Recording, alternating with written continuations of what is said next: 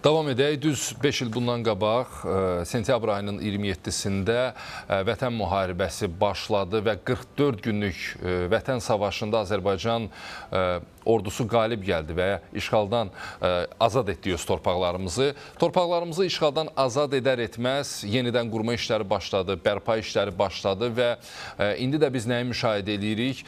Keçmiş məcburi köçkünlər öz doğma yurdlarına sürətlə qayıdırlar. Bu böyük qayıdış prosesi davam edir. Hansı mərhələdəyik? Ümumiyyətlə, qayıdışla bağlı nələri söyləmək lazımdır? Hansı formada əhaliyə məlumatlar verilir? Onlar öz doğma yurdlarına köçürülür. Bu barədə yaxın 15-20 dəqiqə ərzində söhbətimiz olacaq. Studiyamızın qonağı Qaçqınların və Məcburi Köçkünlərin İşləri üzrə Dövlət Komitəsinin sədr müavini Fuad Hüseynovdur. Fuad bəy, xoş gəlmişsiniz. Hər vaxtınız xeyir. Salamlayıram sizi. Deməli, hazırda da bərpa quruculuq işləri aparılır, davam etdirilir və dayanıqlı məskunlaşmanı təmin etmək istiqamətində nə lazımdırsa bütün işlər görülür. Məsələ ondan ibarətdir ki, köç prosesi necə təşkil olunur? Ümumiyyətlə, hazırda köç prosesi hansı mərhələdədir? Hansı istiqamətdə addımlar atılıb? Təşəkkür edirəm. Öncəliklə tamaşaçı auditoriyasını salamlayıram və sizə simanızda ARB kanalına dəvətə və bu yaratdığınız imkana görə təşəkkürümü bildirirəm. Bugün biz, yəni sualınıza keçid almazdan öncə qeyd etmək istədim ki, bugün biz Azərbaycan xalqı, Azərbaycan milləti olaraq tarixi zəfərimizin həm Vətən müharibəsində, həm 2023-cü il lokal antiterror tədbirlərində qazanılmış və ölkəmizin beynəlxalq ictimaiyyət tərəfindən tanınmış hüdudlar çərçivəsində tam ərazi bütövlüyünü və tam dövlət suverenini bərqərar etmiş böyük və tarixi zəfərimizin məntiqi nəticəsi olan böyük qayıdışın təntənəsini, sevincini və qürurunu yaşamaqdayıq. Bu şanlı tarixi bizə bəxş etdikləri üçün biz ilk növbədə müqəddəs ruhları qarşısında baş əydiyimiz və Allahdan daima rəhmət dilədiyimiz şəhidlərimizə, Allahdan sağlıq və şəfa dilədiyimiz qazilərimizə və nəhayət istər tarixi zəfərimizin, istərsə də böyük qayıdışımızın əsas memarı və müəllifi olan Müzəffər Ali Baş Komandanımızı borcluyuq. Böyük qayıdış, yəni dünyada öz unikallığı ilə səciyyələnən və analogu olmayan böyük qayıdış ölkəmiz qarşısında 2030-cu ilədək sosial-iqtisadi inkişafa dair duran 5 milli prioritetlərdən biri kimi müəyyənləşdirilmişdir və məhz bunun əsnasında və ölkəmizin 2022-26-cı illərdə sosial-iqtisadi inkişaf strategiyasının davamı olaraq möhtərəm cənab prezidentimizin 16 noyabr 2022-ci il tarixli sərəncamı ilə Azərbaycan Respublikasının işğaldan azad edilmiş ərazilərinə böyük qayıdışa dair birinci dövlət proqramı təsdiqlənmişdir. Və həmin dövlət proqramı Qaçqınların və Məcburi Köçkünlərin İşləri üzrə Dövlət Komitəsi qarşısında bir sıra mühüm vəzifələr qoyulmuş. Belə ki, dövlət proqramı və onun tədbirlər planından irəli gələn vəzifələrin icrası ilə bağlı Qaçqınların və Məcburi Köçkünlərin İşləri üzrə Dövlət Komitəsi 5 fəaliyyət istiqaməti üzrə əsas icraçı qurum, 12 fəaliyyət istiqaməti üzrə isə digər icraçı qurum kimi müəyyənləşdirilmişdir. Əsas fəaliyyət istiqamətləri dedikdə ilk növbədə böyük qayıdışın bünövrəsini təşkil edən keçmiş məcburi köçkün soydaşlarımız arasında sosioloji sorğuların aparılması və ilkin proqnozların hazırlanması, keçmiş məcburi köçkünlər arasında təbliğat, təşviqat, maarifləndirilmə işlərinin aparılması, böyük qayıdış prosesinin yerli və xarici kütləvi informasiya vasitələrində işıqlandırılması, bərpa qrafikinə uyğun olaraq yeni tikilmiş və yaxud bərpa olunmuş evlərə və mənzillərə böyük qayıdışın texniki təşkilatı məsələlərinin həlli, xüsusi qaynar xətt xidmətinin yaradılması və məhz keçmiş köçkünlərin böyük qayıdış prosesinin adaptasiyasına daha səmərəli təşkil olunması ilə bağlı digər dövlət qurumlarının, əməkdaşlarının təlimlərə cəlb olunması və nəhayət dayanıqlı icmaların yaradılması və reinteqrasiya tədbirlərinin həyata keçirilməsi.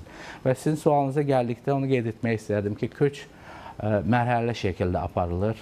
İlk növbədə ən ağır şəraitdə qəzalı vəziyyətdə olan binalar, yataqxanalar, sanatoriyalar, pansionatlar, digər inzibati binalar başqa vətəndaşlara məxsus olan mənzillərdə, evlərdə məskunlaşan keçmiş məcburi köçkün soydaşlarımıza üstünlük verilir və evlərin və mənzillərin bölgüsü mövcud olan qanunvericiliyə uyğun olaraq ailə tərkibinə uyğun aparılır. Dövlət Komitəsində təşkil edilmiş püşk atma tədbirlərində hər bir keçmiş məcburi köçkün öz belə deyək, evin və mənzilini seçir və həmin tədbirlərdə Dövlət Komitəsinin rəsmiləri ilə yanaşı Azərbaycan Respublikası Prezidentinin xüsusi nümayəndəliklərinin rəsmiləri, yerli icra hakimiyyətləri, Dövlət Komitəsi yanında İctimai Şuranın və təbii ki, keçmiş məcburi köçkün soydaşların özlərinin iştirakı ilə həyata keçirilir. Və fəxarətlə qeyd edə bilərik ki, bugün artıq Şərqi Zəngəzur və Qarabağ iqtisadi rayonlarında 50 mindən çox soydaşımız məskunlaşıb, təhsil alır, müxtəlif sahələrdə çalışır.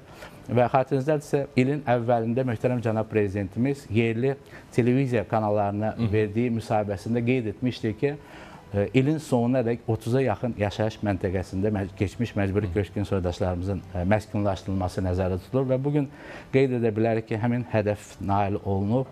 30-a yaxın, daha doğrusu desək, bugünə dək, yəni ilin sonuna 3 ay qalmış, artıq 28 yaşayış məntəqəsi, o cümlədən 6 şəhər, Şuşa, Xocalı, Laçın, Kəlbəcər, Füzuli və Cəbrayıl və 22 qəsəbə və kəndə artıq keçmiş məcburi köçkün soydaşlarımızın böyük qayıdışına start verilib və ilin sonuna dək daha bir neçə yaşayış məntəqəsinə, o cümlədən Qarabağın və ölkəmizin ən iri şəhərlərindən birinə çevriləcək Ağdam şəhərinə böyük qayıdışa start veriləcək. Çox böyük həvəslə gözləyirik. Bayaq bir ifadə işlətdiniz, sorğuların aparılması ilə bağlı maraqlıdır. Bu sosioloji sorğular hansı formada, hansı formatda aparılır keçmiş məcburi köçkünlərlə?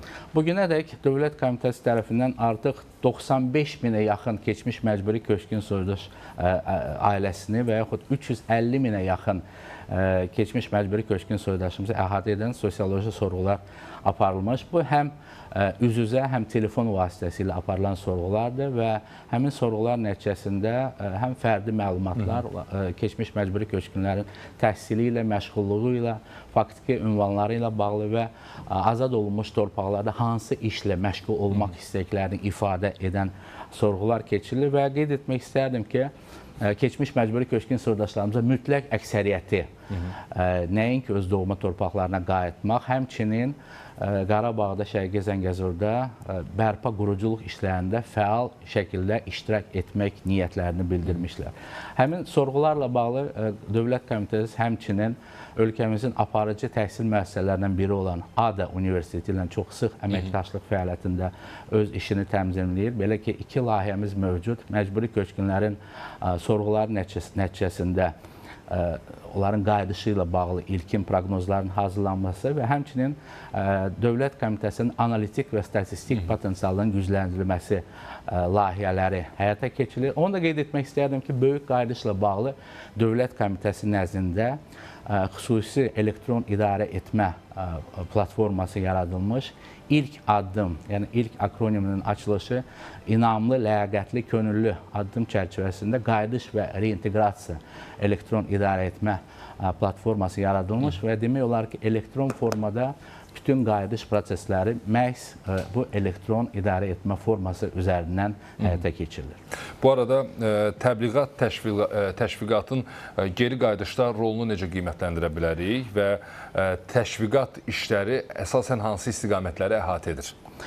Təbliğat, təşviqat, maarifləndirilmə işləri qaçqınların və məcburi köçkünlərin işləri üzrə Dövlət Komitəsinin gündəlik fəaliyyətinin əsas fəaliyyət istiqamətlərindən əsas prioritet yer tutan bir sahədir və bura həm kütləvi tədbirlərin keçirilməsi, müxtəlif video çartların, sosial çartların hazırlanması, keçmiş məcburi köçkünlərlə bağlı human stories ingilislər deyir, yəni onların əhvalatlarını qeyd edən və flashmobların keçirilməsi Dövlət Komitəsi tərəfindən işğaldan azad edilmiş hər bir yaşayış məntəqəsinə dair onların tarixini, mədəniyyətini, etnoqrafiyasını özündə əks etdirən 62 min nüsxə həm ingilis, həm Azərbaycan dilində maarifləndirilmiş broşurlar hazırlanmışdır və istər yerli, istər xarici qonaqlarımızı təqdim edir. Eyni zamanda Dövlət Komitəsi ilə ADA Universiteti arasında olan əməkdaşlıq çərçivəsində Dövlət Komitəsi rəsmiləri tərəfindən həm xarici, həm yerli diplomatlara, eyni zamanda beyin mərkəzləri, kütləvi informasiya vasitələrinin nümayəndələrinə uzun sürən köçkünlük və həsrətlə gözlənilən qayıdış mövzusunda mühazirələr oxunmuş və onların çox saylı sualları cavablandırılmışdır. Fuad bəy, biz əgər dayanıqlı məskunlaşma arzuluyuruqsa, onda burada təhlükəsizliyə yəqin razılaşarsınız. Xüsusi diqqət ayırmalıyıq, təhlükəsizliyi xüsusilə təmin etməliyik. Bu baxımdan Dövlət Komitəsinin gördüyü işlər nədən ibarətdir? Sizin səlahiyyətləriniz çərçivəsində nələr icra edilir?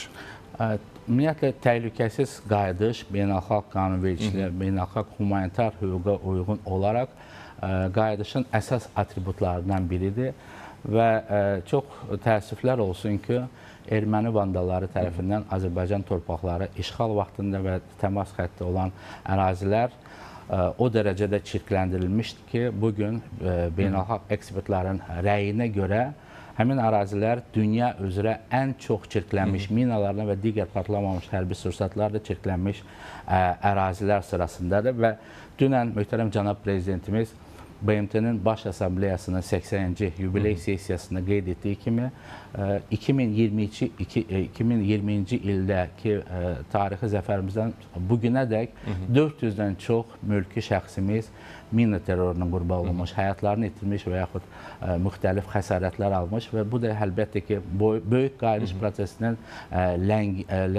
əngəlləyən bir amildir. Dövlət Komitəsi də aidiyyəti olan qurumlarla ilk növbədə ANAMA, Azərbaycan Mina Təmizləmə Agentliyi, Azərbaycan Qızıl Aypara Cəmiyyəti və digər qurumlarla keçmiş məcburi köçkünlər arasında mina təhlükəsinə dair maarifləndirmə işləri aparılır. Belə ki, qapıdan qapıya layihə çərçivəsində 24 mindən çox keçmiş məcburi köçkün soydaşımızı əhatə edən tədbirlər keçirilmiş, onlara xəbərdar edici nişanələrə diqqət yetirilməsi, müxtəlif animasiya filmləri vasitəsilə həm düzgün davranış metodları, ümumiyyətlə mina təhlükəsinin dair biliklər təqdim olunmuşdur. Eyni zamanda beynəlxalq Mindmark, Niderlandın Mindmark təşkilatı ilə də uşaqlar üçün, keçmiş məcburi köçkün soydaşlarımızın uşaqları üçün interaktiv şəkildə mina təhlükəsinin dair tədbirlər keçirilir. Və geri qayıdan əhaliyə dəstək məqsədi ilə qaynar xəttin yaradıldığını da bilirik və bu qaynar xəttin fəaliyyəti hansı istiqamətdə qurulub və müraciətlər əsasən nə ilə bağlı olur? Dövlət Komitəsi nəzdində məhz böyük qayıdışın səmərəliliyini artırmaq məqsədi ilə xüsusi 1657 nömrəli qaynar xətt yaradılmışdır ki, tam avtomatlaşdırılmış və bir düyməsini basmaqla keçmiş məcburi köçkün soydaşlarımızı böyük qayıdışa dair bütün suallarını ünvanlaya bilər. 2 düyməsini basmaqla isə keçmiş məcburi köçkün soydaşlarımızın sosial müdafiə tədbirləri, müavinatlar, status və digər məsələlərlə bağlı və rəhbər şəxslərin qəbuluna yazılmaqla bağlı sorğular edə bilər və bugünədək artıq 60 mindən çox belə bir Dövlət Komitəsinə sorğular edilmişdir qaynar xəttlə bağlı. Həm müxtəlif, həm təkliflər, şikayətlər, sorğular avtomatik şəkildə hər gün, hər iş günü saat 9-dan 18-ə qədər Dövlət Komitəsinin nümayəndələri tərəfindən bütün bu sorğulara, bütün bu suallara cavablar verilir. Mövcud problemlər barədə danışır insanlar və ya hər hansısa bir məlumatı bölüşürlər. Operativlik nə dərəcədə təmin olunur o problemləri həll eləmək üçün? İndi problem olmasa da digər məsələlərin həllindən söhbət gedir. Əlbəttə ki, elə məsələlər var ki, onlara dərhal, belə deyək, reaksiya vermək olur. Elə məsələlər var ki, bir qədər vaxt tələb edir. Yəni, müxtəlif məsələlər, müxtəlif çətinliklər, müxtəlif problemlər var. Amma biz əminik ki, tezliklə möhtərəm cənab prezidentimizin rəhbərliyi ilə nə vaxtsa erməni vandalları tərəfindən xarabalığa çevrilmiş torpaqlarımız sözün əsl mənasında cənnət məkanına çevriləcək, sülh və tərəqqi məkanına çevriləcək və Azərbaycan dövləti dünya ictimaiyyətinə keçmiş məcburi köçkünlərin post-münaqişə reinteqrasiyası və reabilitasiyası ilə bağlı yeni dünyəvi model təqdim etmək iqtidarında olacaq və arzum bundan ibarətdir ki, tezliklə hər bir keçmiş məcburi köçkün soydaşımız böyük qardaşın sevincini və qürurunu yaşaya bilsin. Fuad bəy, dəvətimizi qəbul etdiyiniz üçün təşəkkür edirəm sizə. Minnətdaram. Təşəkkür edirəm. Studiyamızın qonağı Qaçqınların və Məcburi Köçkünlərin İşləri üzrə Dövlət Komitəsinin sədr müavini Fuad Hüseynovla danışdıq. Böyük qayıdış prosesində indiyəcən gedən proseslər və bundan sonra nələr nəzərdə tutulub. Bax, bunları bir müzakirə etdiyi suallara cavab tapdıq. Yeri gəlmişkən, sabah 27 sentyabr anım günüdür. Allah bütün şəhidlərimizə rəhmət eləsin, qazilərimizə can sağlığı versin.